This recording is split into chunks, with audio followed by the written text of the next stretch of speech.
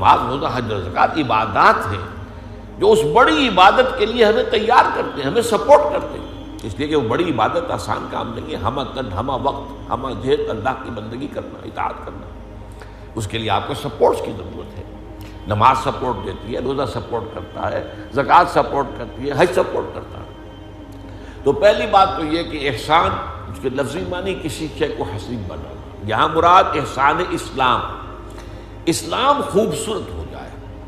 اور اس کے لیے میں نے آیات آپ کو سنائی۔ حدیث میں جب فرمایا تو اس کا جواب کیا ہے؟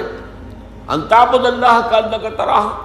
فإن لم تکن تراہ فإنہ یراک، ان تخشى اللہ کانک تراہ فإن لم تکن تراہ فإنہ یراک، ان تعمل اللہ کانک تراہ فإن لم تکن تراہ فإنہ یراک۔ اب یہ جو الفاظ ان کو نوٹ کیجئے،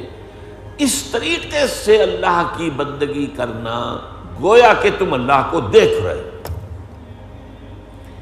یہ اصل میں ایمان اور یقین کی انتہائی کیفیت کا نام ہے۔ وہی ایمان، ایمان در حقیقت بالغیب ہے، اللہ ہمارے سامنے تو نہیں ہے، ہمارے پاس ہے، ہمارے ساتھ ہے، نحن اقرب الیہ من حبل الورید،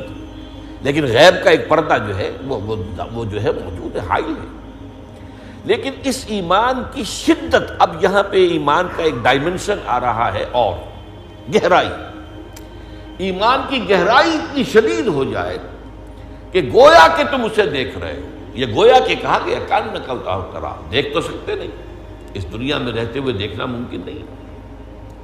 وہ تو حضرت موسیٰ علیہ السلام جو ہیں جلیل القدر پیغمبر ہیں، انہوں نے بھی جب استدعا کی انظر الیک، اے اللہ یہ مکالمہ تو نے مجھے میرے ساتھ فرمایا اور مجھے سرفراز کیا اس مکالمے کے شرف سے، لیکن یہ کہ ذرا دیدار بھی عطا فرما، تو جواب ملا کہ لن ترانی، نہیں تم نہیں دیکھ سکتے۔ یہ تو حضور کے بارے میں بھی اختلافی مسئلہ ہے کہ شب معراج میں بھی حضور نے اللہ کو دیکھا یا نہیں دیکھا، اللہ کی آیات کو دیکھا۔ قرآن مجید میں تو یہی ہے، لقد رأى من آیات ربہ الکبریٰ، اللہ کی عظیم ترین آیات کا مشاہدہ کیا۔ لیکن بہرحال ایک رائے ہے، صحابہ میں سے موجود ہے کہ اللہ کو دیکھا، چنانچہ حضرت علی رضی اللہ تعالیٰ عنہ کی رائے یہ ہے، حضرت عمر کی نہیں، حضرت عائشہ کی نہیں۔ حضرت عائشہ نے تو بہت خوبصورت الفاظ کہے، جب پوچھا گیا کہ کیا حضور نے اللہ کو دیکھا تو آپ نے فرمایا نور انا یرا، وہ تو نور ہے، اسے دیکھا کیسے جائے؟ نور کے ذریعے سے آپ کسی چیز کو دیکھتے ہیں، نور کو نہیں دیکھ سکتے۔ بہرحال یہ ایک اختلافی بات ہے، لیکن یہ کہ یہ بات جو یہاں کہی گئی ہے کان کا طرح، یہ اصل میں انٹینسٹی، اللہ کے وجود، اللہ کی حقیقت، اللہ پر اس طریقے سے یقین ہو جائے جتنا کہ کسی چیز کو آنکھوں کے دیکھنے سے یقین پیدا ہوتا ہے۔ یہ کأنک تراہ فإن لم تکن تراہ فإنہ یراک۔ اب اس دوسرے ٹکڑے کے دو معنی کیے گئے،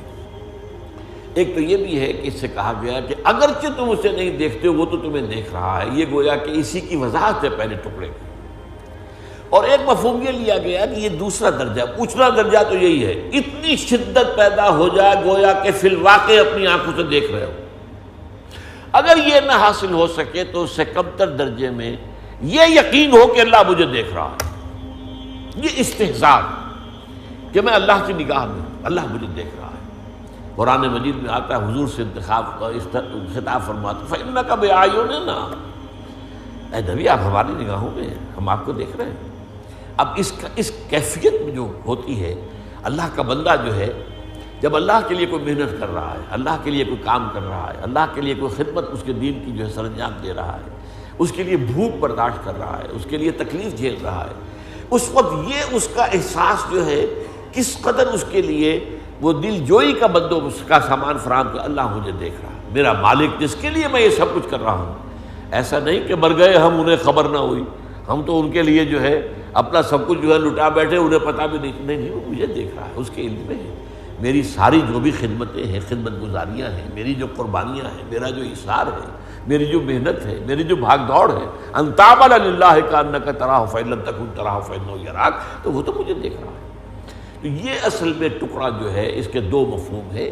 ایک تو یہ کہ پہلی ہی بات کی وضاحت ہے کہ اگرچہ تم اسے نہیں دیکھ سکتے لیکن وہ تو تمہیں دیکھ رہا ہے نا، اس لیے یہ یقین پیدا ہو جانا کہ وہ مجھے دیکھ رہا ہے، یہ بھی درجہ احسان پر فائز ہونے کے لیے کافی ہے۔